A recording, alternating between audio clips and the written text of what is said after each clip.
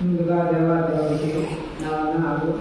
నాకు ఈ అవకాశం ఇచ్చిన రాము పాస్టర్ గారికి, పాస్టర్ గారికి నా వందనాలు. సంఘస్థులందరికీ నా హృదయపూర్వక వందనాలు.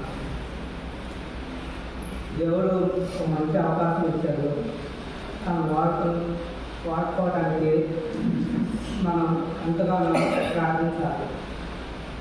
మనకు ఈరోజు ఫైనల్ మెసేజ్గా చూస్తే ఎఫెసీయులకు రాసిన పత్రిక 4వ అధ్యాయం 22 నుంచి 24 వచనాలు చదువుతున్నాం. ఎఫెసీయులకు రాసిన పత్రిక 4వ అధ్యాయం 22 నుంచి 24 వచనాలు చదువుతున్నాం.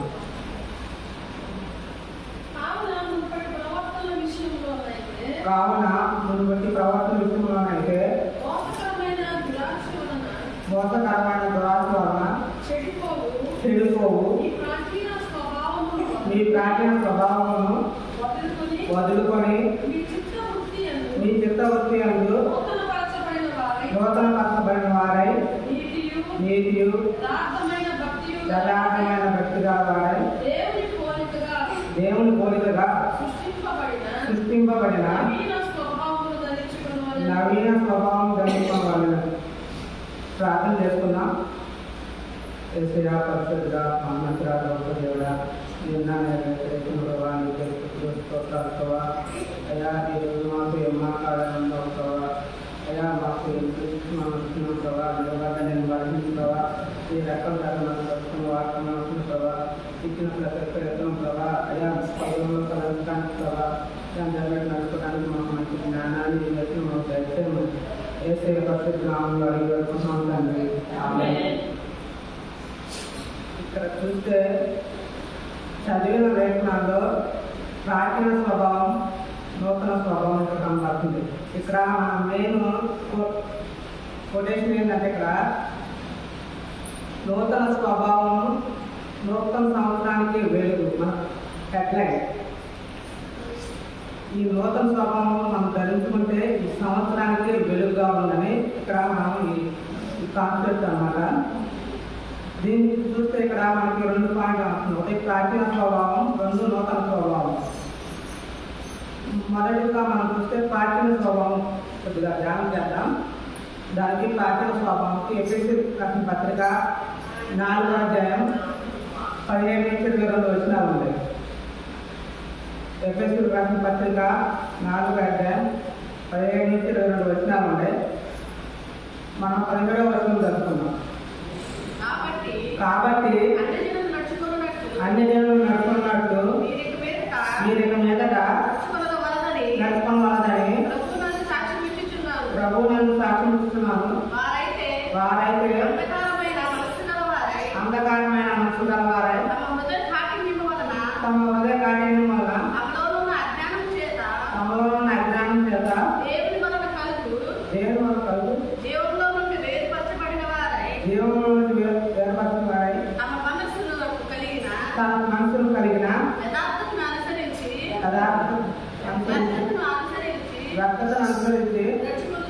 నడుచుకుంటున్నారు. ఇక్కడ చూస్తే ఇక్కడ ప్రాచీన స్వభావం గురించి చెబుతా ఇక్కడ ఏమనుందంటే అన్ని జనుల వాళ్ళే ఉండకూడదని ఇక్కడ దేవుడు తెలియపరుస్తూ ఉన్నారు. చూస్తే మనం కూడా ఒకప్పుడు దేవుని ఎరగిన వారిగా ఉన్నాం. ఆ ఎరగన మనం ఇప్పుడు దేవుని ఎరిగిన వారిగా ఉన్నాం కాబట్టి ఆ ప్రాచీన స్వభావాన్ని వదులుకోమంటాడు. ఇక్కడ ఏంటంటే ఇక్కడ ప్రాచీన స్వభావంలో ఏమేమి మారుతుంటే అంధకారమైన మనసు గలవారే ఉంది. అంధకార మనసు ఒకటి కనపడతా ఉంది. ఇంకా హృదయ కాఠిన్యం, మరి ఒకటి అజ్ఞానం. ఇట్లా ఆ ప్రాచీన స్వభావంలో కనపడతా ఉన్నాయి. ఇప్పుడు మనం వదిలిపెట్టి మనం నవీన స్వభావం ధరించుకున్నాం. ఎందుకంటే ఇక్కడ మనం కూర్చున్నామంటే దేవుని ఎరిగి వచ్చాము కాబట్టి ఆయన్ని మనం నవీన స్వభావం ధరించుకున్నాం. కానీ ఇంకా మార్పు చేస్తూ ఉంటా ఉంటాయి. ఎందుకంటే మనం స్వతహా పాపం చేస్తాం మానవం కాబట్టి ఇంకా మార్పులు చేసుకొని చాలా ఉంటాయి కాబట్టి ఈరోజు దేవుడు మనతో మాట్లాడుతూ నవీన స్వభావాన్ని ధరించుకోమని చెబుతా ఉన్నారు. ఇక్కడ నవీన స్వభావం వచ్చేసరికి ఎఫెసీయులకు రాసిన పత్రిక 4వ నుంచి 4వ అధ్యాయం 23 నుంచి 29 వచనాలు దాకా మనకు ఉంది. ఒకసారి మనం చదువుకున్నాం. ఎఫెసీయుల రాసిన పత్రిక 4వ అధ్యాయం 23 నుంచి చదువుతున్నాం. మీ చిత్తవృత్తి యందు నూతన పరచబడిన వారై నీతియు యథార్థమైన భక్తి గలవారై దేవుని పోలికగా సృష్టింపబడిన వారై నవీన స్వభావం ధరించుకోవాలి. ఇక్కడ చూస్తే ఇక్కడ నవీన స్వభావానికి మెయిన్గా వస్తువులైతే మీ చిత్తవృత్తి యందు, ఇక్కడ మెయిన్ ఏంటంటే చిత్తవృత్తి అంటే మీ చిత్తవృత్తి అంటే ఎవరికి వారు స్వతహాగా దేవుని మార్చుకోవాలి. ఎందుకంటే కొంతమంది అంటారు చిన్నపిల్లలు వాళ్ళ ప్రార్థనకు వచ్చామంటే మా అమ్మాయి ఉన్నది కాబట్టి వచ్చాను అంటారు. అట్లా కాదు, ఇక్కడ మీ చిత్తవృత్తి అని అంటే ఈ నవీన స్వభావం మన చిత్తం ప్రకారంగా మనమే ఇష్టపూర్వకంగా మలుచుకోవాలి. అప్పుడే ఆ నవీన స్వభావం ధరించుకున్న వారుగా ఉంటాం. ఎందుకంటే అయిష్టంగా మనం ఏది చేయలేము. అందుకే దేవుడు నూతన స్వభావం ధరించుకోవడానికి ముందుగా ఈ చిత్తవృత్తి యందుగా మనకి తెలియపరుస్తూ ఉండాలి. అంటే మన ఇష్టానుసారంగా మనం ధరించుకోవడానికి సంసిద్ధంగా ఉండాలి. ఇంకా ఏం చూస్తున్నాయంటే నీతియు యథార్థమైన భక్తి గలవారే. నీతి ఇక్కడ నూతన స్వభావంలో నీతి గలవారుగా ఉండాలని దేవుడు తెలియపరుస్తూ ఉన్నాడు. ఇక్కడ చూస్తే భూలోకంలో చూస్తే ఎవరు నీతిమంతుడు లేడు ఒక్కడు లేడని మనకు రోమియోల రాసిన పత్రిక 3వ అధ్యాయంలో తెలియపరుస్తూ ఉన్నాడు. ఎవరు నీతిమంతులు లేదని. కానీ ఇక్కడ నీతిని ధరించుకోవాలంట. నీతియు యథార్థమైన భక్తి గలవారే దేవుని పోలికగా సృష్టింపబడిన నవీన స్వభావం ధరించుకోవాలంట. ఇక్కడ నీతి అనేది ఎవరి దగ్గర లేదు. ఆ నీతిని మనం ఎలా పొందుకోవాలంటే, ఎలా పొందుకున్నామంటే రోమియోల రాసిన పత్రిక 3వ అధ్యాయం 23-24 చదువుతున్నాం. రోమియోల రాసిన పత్రిక 3వ అధ్యాయం 23-24. ఏ భేదం లేదు, అందరూ పాపం చేసి దేవుడు అనుగ్రహించిన మహిమను పొందలేకపోతున్నారు. కాబట్టి నమ్మువారు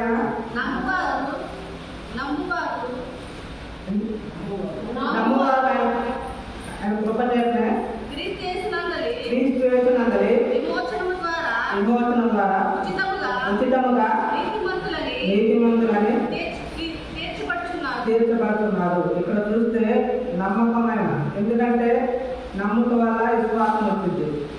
ఇక్కడ మనం ఎట్లా నీతిమంతులు అయ్యామంటే దేవుని విశ్వాసం ఉంచాము కాబట్టి ఇక్కడ నీతిమంతులుగా అయ్యాము.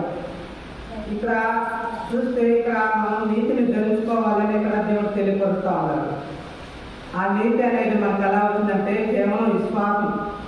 ఎక్కడో మన ప్రాచీన స్వభావంలో అన్నిలుగా మనం ఉన్నప్పుడు, దేవుని అర్థవాదిగా మనం ఉన్నప్పుడు ఏదో ఒక రూపంలో మన జీవన దేవుని మాట కష్టం వల్ల మనం దాన్ని గ్రహించుకొని మనం నవీన స్వభావం ధరించుకోవడానికి ఇష్టపడ్డాం. ఎందుకంటే ఆయన గొప్ప దేవుడు కాబట్టి మనకన్నీ గొప్ప కార్యాలు చేస్తూ ఉన్నాడు. ఇక్కడ విశ్వాసం అనేది నమ్మకం వల్ల వచ్చింది. అట్లా నీతిని మనం ధరించుకున్న వల్ల యథార్థమైన భక్తి. రెండోది చూస్తే యథార్థమైన భక్తి ఉండాలట. ఎగ్జాంపుల్గా చూస్తే యోబు అసలు ఎలాంటి వాడు? యథార్థవంతుడు, సత్యవంతుడు. అసలు యోబు ఆ యథార్థ భక్తి అనేది అంటే అసలు భక్తి ఉండింది, యథార్థ భక్తి ఉండింది.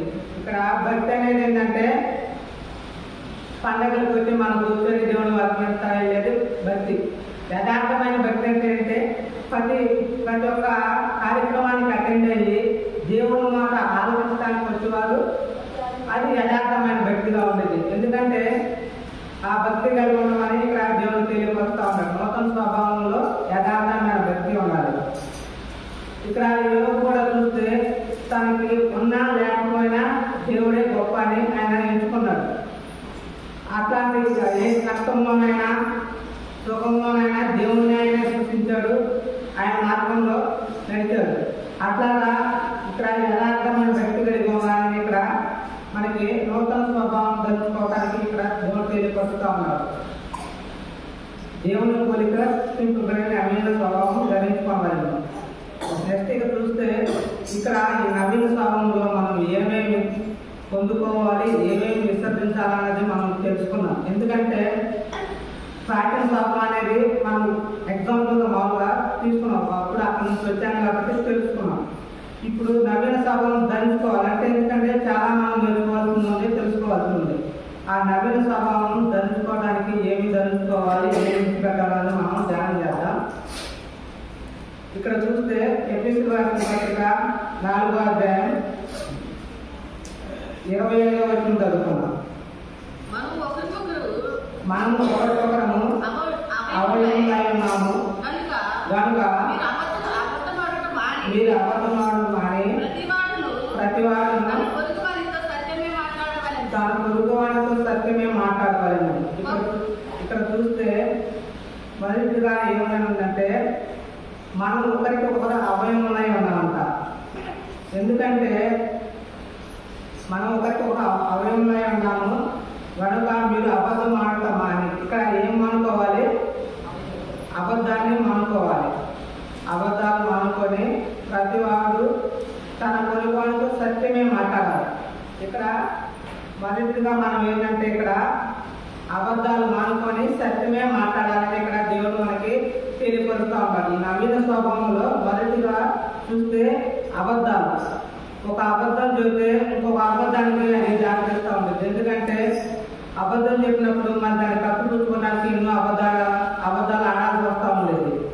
అందుకనే ఈ అబద్ధాలు మానేమని ఇక్కడ దేవుడు తెలియపరుస్తూ ఉంటాడు. వాటిని మానేసి సత్యాన్ని ధరించుకోమంటున్నాడు. ఆ సత్యం మనల్ని సర్వశక్తిలో నడిపించి ఆయన మార్గాన్ని చేస్తుంది కాబట్టి ఆ సత్యంలో నడుచుకోమని ఇక్కడ దేవుడు తెలియపరుస్తూ ఉంటాడు. ఈ అబద్ధాలు అనేది మన పాపంలోకి నడిపిస్తూ ఉంటాయి. అందుకని ఈ అబద్ధాలు విడిచిపెట్టి మనం ఎప్పుడైతే నవీన స్వభావం ధరించుకుంటామో అప్పుడే మనము మన నిరీక్షణ వైపు మనం వెళ్ళగలుగుతూ ఉంటాం. అందుకని ఇక్కడ నవీన స్వభావం ధరించుకున్న వాళ్ళు ఎల్లప్పుడూ సత్యం మాట్లాడాలి. కొంతమంది చూస్తూ ఉంటారు, ఫోన్లో మాట్లాడేప్పుడు పొన్నులో ఉండి గుండూరులో ఉండని చెప్తారు, అబద్ధాలు ఆడుతూ ఉంటారు. నాకేం నవ్వు వచ్చింది. అట్లా నాకు అబద్ధాలు తోతలు రావు, అసలు రావు. నా పక్కన ఉంటారు, ఎవరు ఉన్నానని చెప్తారు, ఇక నేనేమో సైలెంట్ అయిపోతా.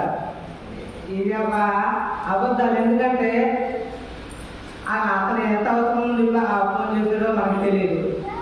ఉన్నది ఉన్నాడు చెబితే పంపే మునగదు కాబట్టి మనం యథార్థంగా ప్రవర్తించాలి, సత్యమే మాట్లాడాలి. ఎందుకంటే ఒక ఫోన్ కాలు ఎన్ని కష్టమైన పరిస్థితుల్లో ఫోన్ చేస్తుంటారో మనకు తెలియదు కాబట్టి మనం కొన్నిసార్లు చెప్పుకోలేని పరిస్థితులు కూడా ఉంటాయి. వారిని ఎదురు చూస్తూ ఉంటారు. అందుకని మనం ఎప్పుడు మాట్లాడేప్పుడు ఫోన్లో చూడలేదు అని అబద్ధాలు ఎప్పుడు చెప్పకూడదు. ఎందుకంటే మనకి దేవుడు చూస్తూ ఉంటాడు. అందుకని ఎప్పుడు సత్యమే మాట్లాడాలి.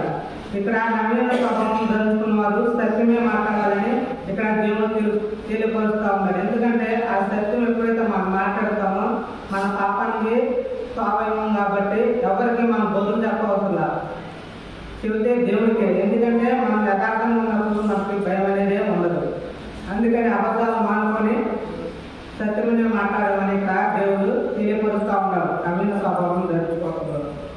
ఇంకా రెండవ మాటకు వస్తే ఎఫెసీయులకు రాసిన పత్రిక 4వ అధ్యాయం 26వ వచనం చదువుకున్నాం. కోపపడుడు కానీ పాపము చేయకుడి, సూర్యుడు అస్తమించే వరకు మీ కోపము నిలిచి ఉండకూడదు. ఇక్కడ చూస్తే రెండో మాట ఏంటంటే నవీన స్వభావం ధరించుకున్న వాళ్ళు కోపం అనేది ఉండకూడదు. కోపానికి ఆపోజిట్ ఏం ధరించుకోవాలి? ఓర్పు అనేది ఉండాలి. ఇక్కడ ఎందుకంటే కోపం అనేది ప్రతి ఒక్కరికి వచ్చింది. ఇక్కడ దేవుడు కూడా కోపడద్దని అంటున్నా. కోపడు కానీ పాపము చేయకుడి. ఆయన కోపాన్ని పాపం చేయదని తెలియపడుతూ ఉన్నాడు. ఎందుకంటే కోపం అనేది మనకి ఊరినే వచ్చింది, సాధారణ ఊరినే కలిగిస్తూ ఉంటుంది.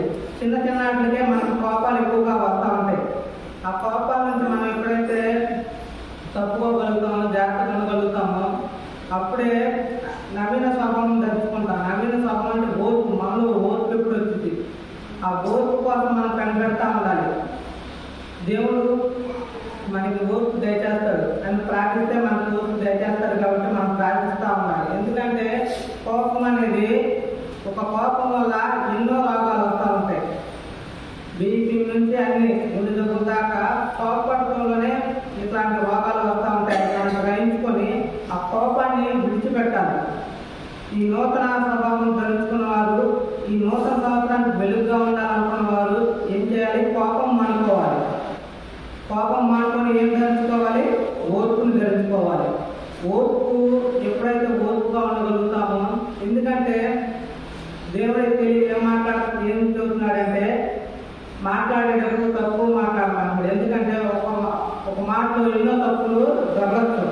అందుకనే తప్పు మాట్లాడినప్పుడు మనం ఎక్కువగా ఓర్పు ఎందుకోగలుగుతాం అంటే తప్పు చేయకుండా మాటలు తగ్గించినప్పుడు ఒకరు మన అనవసరంలా, ఎందుకంటే ఆ మాట మనం జాగ్రత్తగా పెట్టుకున్నాం కాబట్టి మనం ఒకరు అంటారు కాబట్టి మనం ఓర్పు సహించగలుగుతాం. మన ఎవరేమన్నారు కాబట్టి ఆ ఓర్పు మనకు కావాలంటే దేవుణ్ణి అడగాలి. కోపడకుండా ఉండాలి. ఆ కోపం వచ్చిందా సరే, వచ్చింది మనకి సాయంత్రానికి మనం సాయంత్రం ప్రార్థన చేసుకుంటాంగా, కుటుంబ ప్రార్థన ఉంటాయిగా, ఆ ప్రార్థనలో దేవుణ్ణి మనం ప్రార్థించాలి. ఇట్లా కోపడ్డాన్ని క్షమించమని దేవుని వేడుకోవాలి. ఎందుకంటే ఆ కోపం అనేది అస్తమించే వరకు ఉండకూడదంట. అట్లా ఉంటే మరుసటి రోజు ఆ కోపం మళ్ళీ కంటిన్యూ చేశారంటే మనం నవీన స్వభావం ధరించుకున్న వారం కాదు. ఇక్కడ దేవుడు ఆ విధంగా మనకు తెలియపరుస్తూ ఉంటాడు. మనం నవీన స్వభావం ధరించుకున్న వారైతే మన కోపం అనేది సాయంత్రానికే అస్తమించుకోవాలి. అప్పుడే మనము నవీన స్వభావం ధరించుకుంటాం. ఆ నవీన స్వభావం ధరించుకుంటే మనకి వెలుగు అన్నది ఎందుకంటే ఆ వెలుగు ఉన్నప్పుడే మనము సర్వసత్యంలోకి నడిపించబడతాం. అందుకని ఈ నవీన స్వభావం ధరించుకున్న వారు ఆ కోపాన్ని మానుకోవాలి, ఓర్పుని కలిగి ఉండాలని ఇక్కడ దేవుడు తెలియపరుస్తూ ఉన్నాడు. ఇక మూడో మాటకు వస్తే ఆయన ఎఫెసీయులకు రాసిన పత్రిక 4వ అధ్యాయం 8వ వచనం చదువుకున్నాం. 28వ వచనం క్షమించండి. ఎఫెసీయులకు రాసిన పత్రిక 4వ అధ్యాయం 28వ వచనం. అపవాది చోటీకుడి దొంగిలివాడు ఇక మీద దొంగిలిక అక్కడ కలవారికి పంచిపెట్టుటకు వీలు కలుగు నిమిత్తము తమ చేతులతో మంచి పని చేస్తూ కష్టపడవలేదు. ఇక్కడ చూస్తే ఇక్కడ ఏమంటే ఇక్కడ దొంగతనం ఒకటి కనబడతా ఉంది. మంచి పని చేస్తూ కష్టపడతాం అంటే ఇక్కడ కష్టపడే తత్వం ఉంటాయి. మనం తెలుసుకోవాల్సింది ఏంటంటే కష్టపడతాం. ఆ కష్టపడడం కూడా ఎలాంటిది? మంచి పని చేస్తూ కష్టపడాలన్నాడు. ఇక్కడ క్లారిటీగా మనకి ఇచ్చాడు. ఎందుకంటే మంచి పని చేస్తూ కష్టపడాలని చెప్పాడు. ఇక్కడ ఏం వదులుకోవాలంటే దొంగిలించుతాం. ఇక్కడ మనం వదులుకోవాల్సింది ఏంటంటే దొంగిలించుతాం. మనం ధరించుకోవాల్సింది ఏంటంటే మంచి పని చేస్తూ కష్టపడతాం. ఎందుకంటే దొంగిలించడం అంటే దొంగతనం చేయడం అంటే చాలా ఉంటాయి. ఒక డబ్బు దొంగతనం చేయడం అనుకుంటా ఉంటాం.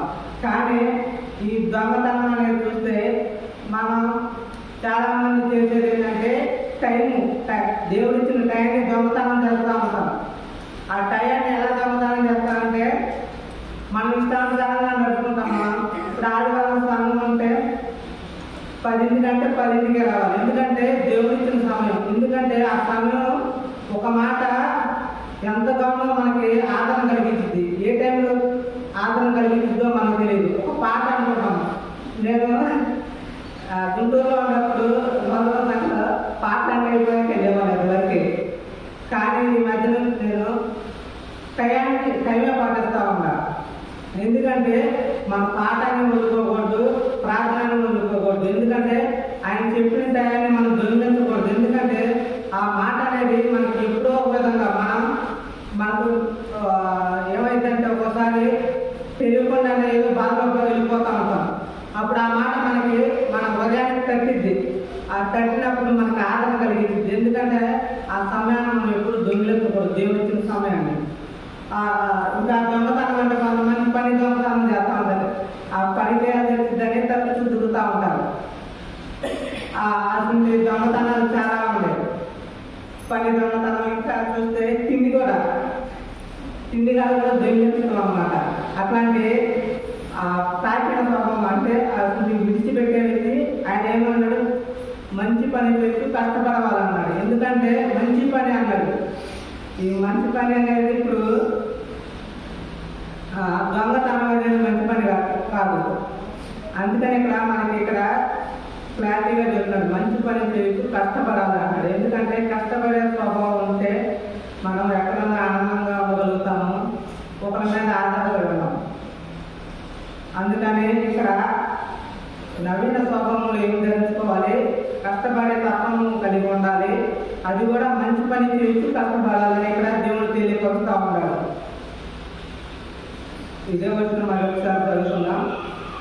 27 నుంచి, అపవాదికి చోటీయుడి దొంగిలి వారి మీద దొంగిలిక అక్కడ గల వారికి పంచిపెట్టుటకు వీలు కలిగినట్టు నిమిత్తము తన చేతులతో మంచి పని చేస్తూ కష్టపడాలి. ఇక్కడ ఏంటంటే నేను వారి వరకు కష్టపడమంటాడు. ఇంకా మీరు ధరించుకున్నారు, బాగానే ఉంది. ఏం ధరించుకున్నారు? కష్టపడి మంచి పని చేస్తున్నారు. ఆ కష్టాన్ని మీరు ఉపదేశించడం కాదనమాట, అక్కడ కలవారికి మన ఇక్కడ దేవుడు తెలియపరుస్తూ ఉన్నారు. ఎందుకంటే మనం కష్టపడటం బాగానే ఉంది, మంచి పని చేస్తూ కష్టపడటం బాగానే ఉంది. కానీ దాని ముందు ఏం చెప్పాడంటే అక్కడ కల వారికి ఇచ్చుట కొరకు కష్టపడడం అంటున్నాడు. అది కూడా మనం గ్రహించుకొని ఆ కష్టపడే మనస్తత్వం కలిగి ఉండాలని ఇక్కడ దేవుడు నవీన స్వభావం ధరించుకోమని ఇక్కడ మనకి దేవుడు తెలియపరుస్తూ ఉన్నాడు. ఇక్కడ అపవాదికి చోటు ఇప్పుడు, ఎందుకంటే ఈ అపవాదికి చోటు ఇవ్వకూడదు. ఇవన్నీ మనం నవీన స్వభావం ధరించుకుందామని ఈరోజు మనం అనుకుంటాం. అపవాదికి మనం ఎప్పుడైతే చోటిస్తామో మళ్ళీ ప్రాచీన స్వభావంలోకి వెళ్తాం. అందుకే ఇక్కడ అపవాదికి చోటు ఇవ్వకూడదు అన్నాడు. ఎందుకంటే అపవాది చిన్న ఒక ఫోన్లో చిన్న వీడియోనే అట్లా మళ్ళీ బ్యాక్ తీసుకెళ్ళిపోయింది మన. ఎందుకంటే ఇట్లా నేను ఇంతకుముందు చిన్న వీడియోలు అనుకుంటా అట్లా మళ్ళీ వెనక్కి వెళ్ళిపోయాను. కానీ ఎప్పుడైతే దేవుడు మళ్ళీ ఇట్లా కాదు అని వదులుకున్న చిన్న చిన్న వ్యర్థమైన వీడియోలు అంటే సినిమాలు కానీ వేయాలి. ఎందుకంటే చిన్నదే కదా అని మన అపవాది కలిగించింది. అపవాది చోటీకుండా ఉంటే మనం ఎప్పుడైతే ఉండగలుగుతామో మనం నూతన స్వభావం ధరించుకున్న వారుగా ఉంటాం. అందుకని ఇక్కడ మనకు దేవుడు కష్టపడటం నేర్పిస్తున్నాడు, నవీన స్వభావంలో ధరించుకోమని చెబుతా ఉన్నాడు. ఇంకా చూస్తే 4వ మాట మనం చూద్దాం. ఎఫెసీయులకు రాసిన పత్రిక 4వ అధ్యాయం 29వ వచనం చదువుతున్నాం. ఇనువారికి మేలు కలుగునట్లు అవసరమును బట్టి క్షేమాభివృద్ధికరమైన అనుకూల వచనమే పలుకుడుగా కానీ దుర్భాష ఏదైనాను మీ నోట రానియకుడి. ఇక్కడ చూస్తే ఇక్కడ ఏమి ధరించుకోవాలి, ఏమి విడిచిపెట్టాలంటే దుర్భాష అనేది మనం విడిచిపెట్టమని ఇక్కడ దేవుడు తెలియపరుస్తూ ఉన్నాడు. ఏమి ధరించుకోవాలంటే క్షేమాభివృద్ధికరమైన మాటలు ధరించుకోమని ఇక్కడ దేవుడు తెలియపరుస్తూ ఉన్నాడు. ఇక్కడ చూస్తే మనము దుర్భాష, అది దుర్భాష అంటే పోకిరి మాటలు, బూతులు, సర్కస్సులు. ఇక్కడ చూస్తే ఎఫెసీయులకు రాసిన పత్రిక 5వ అధ్యాయం 4వ వచనంలో చూస్తే ఉంది. ఇక్కడ మనకి కృతజ్ఞత వచనమే వచనపోలేను కానీ మీరు బూతులైనను పోకిరి మాటలైనను సర్కస్సులైనను ఉచ్చరింపకూడదు, ఇవి తగవు. ఇక్కడ ఏంటంటే బూతు మాటలు, సంస్కృతులు ఇవన్నీ ఆయనకి ఇష్టం లేని అన్నమాట. ఎందుకంటే అందుకే దుర్భాషను మాట్లాడకూడదు, క్షేమాభివృద్ధికరమైన మాటలే మాట్లాడమన్నాడు. ఏం తెలుసుకోవాలంటే ఏం మాట్లాడినా మనకి ఎక్కడికి క్షేమం ఉండేట్టు మంచి మాటలు ఇక్కడ మాట్లాడమని ఇక్కడ దేవుడు తెలియపరుస్తూ ఉన్నారు. ఎందుకంటే మన మాటలు ఇక్కడ చూస్తే ఈ నవీన స్వభావం ధరించుకోవాల్సినన్నీ చూస్తూ ఉంటే మాటల గురించి ఎక్కువగా వస్తుంది. ఎందుకంటే మనం ఏది చేసినా కానీ మన మాట నుంచే మనకి అన్ని ఎనమాలు వస్తూ ఉంటాయి.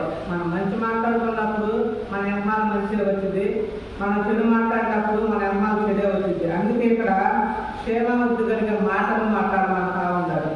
ఆ క్షేమవృద్ధిగా మాట్లాడే దొరుకుతాయి అంటే మన పరిశుద్ధ గ్రంథంలో మనకి దొరుకుతూ ఉంటాయి. మనం అనునిత్యము ఎప్పుడైతే మనం దేవుని ధ్యానిస్తూ ఉంటామో ఆ మాటలు క్షేమవృద్ధికరమైన మాటలు మనకి కనబడతా ఉంటాయి.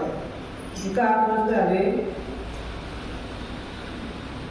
ఆ చెడు మాటలు, ఈ చెడు మాటల నుంచి మనం ఎప్పుడైతే మనం తప్పుకోగలుగుతామో నవీన స్వభావం తెలుసుకుంటాం. ఎప్పుడు క్షేమవృద్ధికరమైన మాటలు, ఇప్పుడు క్షేమవృద్ధికరమైన మాటలు మాట్లాడాలనుకుంటాం, కానీ ముందు క్షేమవృద్ధికరమైన మాటలు మాట్లాడాలంటే ముందు ఒకరి పట్ల ఒకరికి ప్రేమ కలిగి ఉండాలి.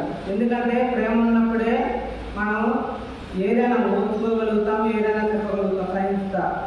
ఆ ప్రేమ అనేది లేనప్పుడు క్షేమవృద్ధికరమైన మాటలు మాట్లాడాలన్నా రాదు.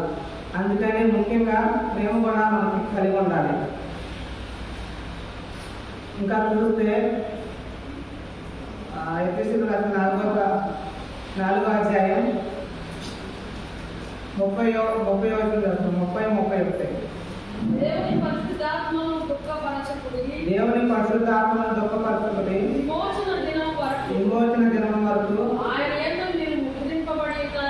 యందు మీరు ముద్రించబడి ఉన్నారు.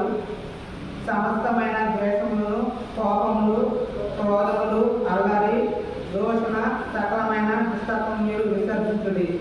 ఇక్కడ మనం ఏం విసర్జించాలంటే కోపము, ద్వేషము, క్రోధము ఇవన్నీ మనం విసర్జించాలి. మనం ఏమి ధరించుకోవాలంటే దాని కింద వచ్చిన ఉండేది ఒకని ఎడల ఒకడు దయ కలిగి కరుణా హృదయులై క్రీస్తునందు దేవుని క్షమించిన ప్రకారము మీరు ఒకరినొకరు క్షమించుడి. ఇక్కడ పెట్టవలసిన పైన ఉంది ఏమిటంటే కోపము, క్రోధము, దూషణ, అల్లరి ఇవన్నీ విసర్జించాలి. ఏమి ధరించుకోవాలంటే క్షమాగుణం. ఇక్కడ ఎందుకంటే క్షమాగుణం ఇక్కడ మన ఎగ్జాంపుల్గా చూసుకోవాలంటే యేసు ప్రభువు. మనం చూస్తే ఒక్కడు నీతిమంతులు లేడాలని మనం ఆ నీతిమంతులు లేని వారిని ఈయన ఎలాగో నీతిమంతులుగా చేస్తూ ఆయన ఉచితమైన మాటల ద్వారా విశ్వాసం ద్వారా మనం నీతిమంతులు అయ్యాం. ఆయన పాపల్ని క్షమించడానికే ఈ భూమి మీదకి వచ్చినట్టు ఆయన తెలియపరుస్తూ ఉంటాడు. ఆయన మనకి క్షమాపణ క్షమించి ఆయన రాజ్యంలో తీసుకెళ్ళడానికి మరలా వస్తాన్ని సెలవిచ్చాడు. ఇట్లా చూస్తే క్షమాపణను దేవుడి నుంచి మనం ఎన్నో నేర్చుకోవచ్చు. అవి నేర్చుకోవాలంటే, అవి గ్రహించుకోవాలంటే మనం ఒకటి దేవుని మాట వినాలి, రెండోది దేవుని మాటను చదువుకోవాలి, ఇంకా మూడోది దేవుని మాటను నెమరు వేసుకుంటా ఉండాలి. ఎందుకంటే ఒక మాట మనం చదువుకుంటే ఒకసారి చదువుకుంటే ఎక్కదు, 2-3 సార్లు చదువుకోవాలి. లేకపోతే ఒకసారి వింటే ఎక్కడప్పుడు 2-3 సార్లు దాన్ని నెమరేసుకుంటా ఉండాలి. ఎందుకంటే ఆ మాటలు క్షమాపణ నూతన స్వభావంలో క్షమించే గుణాన్ని ధరించుకోమని కూడా దేవుడు తెలియపరుస్తూ ఉన్నాడు. అందుకని మన నవీన స్వభావం ధరించుకోవాలంటే క్షమాపణ అనేది మనకి ఉండాలి. ఆ క్షమాపణ మనం ఎలాగా క్షమించే మనసు ఎలా వచ్చిందంటే దేవుడు మాట ఆలకించినప్పుడే మనకి ఆ క్షమాపణ అనేది మనకు వచ్చింది. ఇక్కడ పరిశుద్ధాత్మని దుఃఖపరచకుడే అన్నాడు. ఇక్కడ చూస్తే ఈ మెయిన్గా దీన్ని చూస్తే ఎందుకంటే పరిశుద్ధాత్మని దుఃఖపరచకుడే. పరిశుద్ధాత్మని ఎందుకు వచ్చాడంటే దేవుని చేసిన గొప్ప కార్యాలు ఆయన మనకి తెలియపరుస్తూ ఏది మంచి ఏది చెడు ఆయన మనమే నడిపించడానికి వచ్చాడు. ఎప్పుడైతే మనం పరిశుద్ధాత్మని దుఃఖపరుస్తామో అప్పుడు నవీన స్వభావం ధరించుకోలేము. ఎందుకంటే ఆ పరిశుద్ధాత్మను మనం చూడనప్పుడే మంచిదో చెడుదో మనకు తెలుస్తూ ఉంటుంది. ఆ చెడుని విసర్జించి ఎప్పుడైతే మంచి చేయగలుగుతామో అదే నవీన స్వభావం ధరించుకుంటా. అందుకని ఇక్కడ పరిశుద్ధాత్మని దుఃఖపరచకూడని ఇక్కడ దేవుడు తెలియపరుస్తూ ఉంటాడు. ఇక్కడ చూస్తే మనకు దాకా 5 పాయింట్లు నవీన స్వభావంలో మనం ధరించుకోవాల్సినవి అని తెలుసుకున్నాం.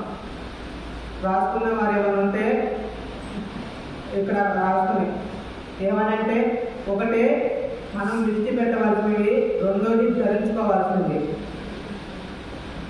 మొదటిది మనం ఏం విడిచిపెట్టాలంటే అబద్ధాలను మనం విడిచిపెట్టాలి. అది ఎఫెసీయులకు రాసిన పత్రిక 4వ అధ్యాయం 25వ వచనంలో ఉంది. ధరించుకోవాల్సినది సత్యము, అదే వచనంలో మనకి కనబడతా ఉన్నది. రెండో మాటగా మనము ఏం విడిచిపెట్టాలంటే కోపాన్ని విడిచిపెట్టాలి. రెండోది వచ్చేసరికి ధరించుకోవాల్సింది ఏంటంటే ఓర్పుని ధరించుకోవాలి. మూడో మాట దొంగిలించడం విడిచిపెట్టాలి. ధరించుకోవాల్సింది మంచి పని చేసి కష్టపడటం ధరించుకోవాల్సింది. నాలుగో మాట వచ్చేసరికి దుర్భాష అనేది మనం విసర్జించాలి. ధరించుకోవాల్సింది క్షేమకరమైన మాటలు, క్షేమాభివృద్ధికరమైన మాటలు మనం ధరించుకోవాలి. ఐదో మాట వచ్చేసరికి ద్వేషాన్ని, అల్లరి వాటిని మనం విసర్జించుకోవాలి. ధరించుకోవాల్సింది ఏంటంటే క్షమాపణ ధరించుకోవాల్సింది 5. ఇక్కడ చూస్తే ఇప్పటి వరకు నవీన స్వభావం మనం తెలుసుకున్నాం. ఒక ఎగ్జాంపుల్ కూడా మనం తెలుసుకుంటే బాగుంటుంది. ఎందుకంటే ఏమైనా మనకు ఒక ఎగ్జాంపుల్ ఉన్నప్పుడు మనకి వాళ్ళు ఉండారా అట్లా కూడా మనం కూడా నడుచుకోవచ్చు అని మన ఆలోచన తట్టిద్ది. కాబట్టి ఒక ఎగ్జాంపుల్గా మనం చూస్తే జక్కయ్య యొక్క జీవితాన్ని మనం చూసుకున్నాం. దానికి లోకాసు వార్త 19వ అధ్యాయం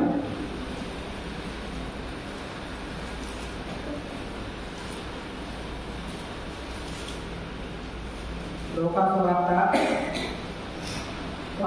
అధ్యాయం 1 నుంచి 10 వచనాల్లో అక్కడ జక్కయ్య యొక్క జీవితం మనకి కనపడతా ఉంది. కానీ ఇక్కడ మనం మెయిన్గా వచ్చేసరికి 5 నుంచి చదువుకున్నాం.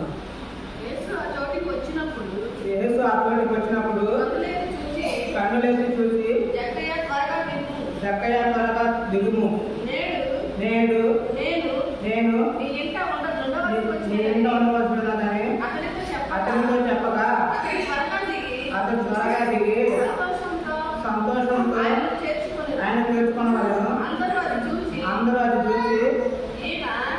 ఈయన పాపైన మనిషి యొక్క బతి చేయగలనని చాలా చదువుకునేది.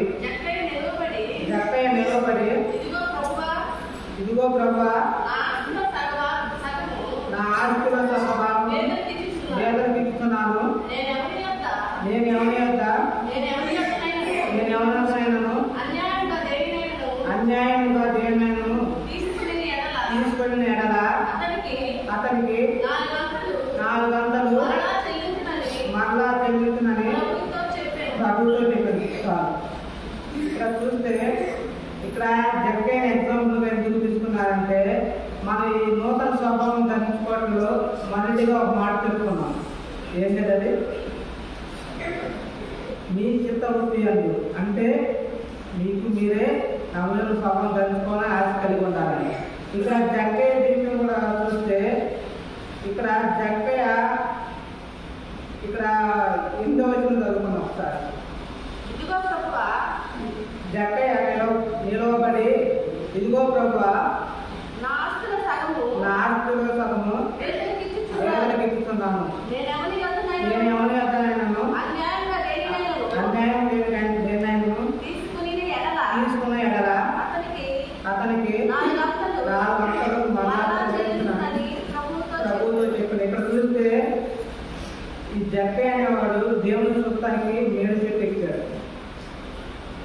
ఆ మేడు చెట్టు ఎక్కినప్పుడు దేవుడే తన దగ్గరికి వచ్చి జక్కయ్యని దిగమంటే దిగాడు. దిగిన తర్వాత అక్కడ ఉన్న ప్రజలు ఏమంటున్నారంటే పాపిని దగ్గరికి వెళ్ళి మస్తీస్తున్నాడని కనుక్కుంటా ఉన్నారు. ఇక్కడ జక్కయ్య ఏం చేశాడు? నెక్స్ట్ వచనంలో చూస్తే మన 8వ వచనంలో నిలవబడి ఎవరికైతే అన్యాయం చేసిన వారికి సగం ఇస్తానని చూస్తూ ఉన్నాడు.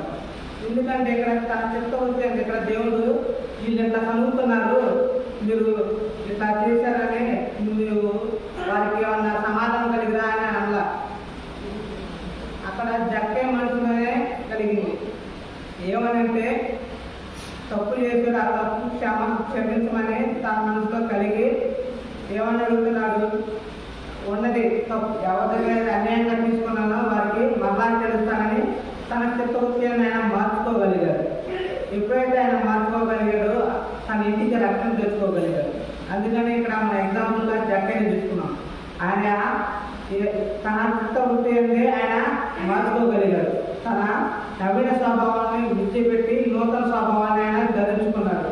అట్లా ఈరోజు మనం కూడా మన చిత్తవృత్తి అంటే ఇక్కడ దేవుడు పలానా వాళ్ళు చెప్పారని అట్లా అని మనం అనుకోకూడదు. మన చిత్తవృత్తి మనమే చిన్న మాట హృదయంలో గ్రహించుకొని మనం మార్చుకోవాలి. అందుకనే ఇక్కడ దేవుడు నవీన స్వభావం ధరించుకోవడానికి మనకి ఈ విధంగా మాట్లాడారు. ఎగ్జాంపుల్గా జక్కైనా ఇచ్చారు. అందుకని మనం కూడా ఈ కొత్త సంవత్సరంలో ఈ సంవత్సరానికి వెలుగుగా ఉండాలంటే మనం నవీన స్వభావం ధరించుకోవాలి. కాబట్టి మనం అనేక వాగ్దానాలు కూడా పొందుకున్నాం. ఆ వాగ్దానాలన్నీ నెరవేరాలంటే మనం కూడా మనలో కొత్త మార్పు అనేది ఉండాలి. ఎందుకంటే మార్పు లేనిదే మనం ఏమి సాధించలేము. మనం ఒకటి కోల్పోయినప్పుడే ఇంకోటి పొందుకోగలుగుతాం.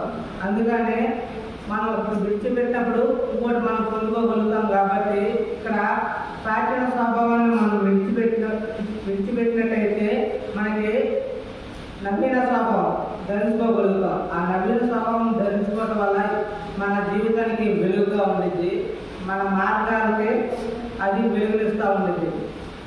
అది మనం గ్రహించుకుంటూ ఈరోజు ఉందాం.